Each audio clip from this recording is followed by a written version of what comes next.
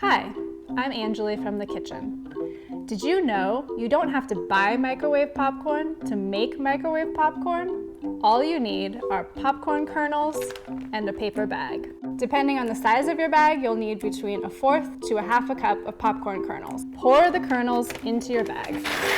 You don't need butter, you don't need oil. Fold the bag 3 times and pop it in the microwave. Depending on the power of your microwave, it'll take anywhere from 2 to 4 minutes.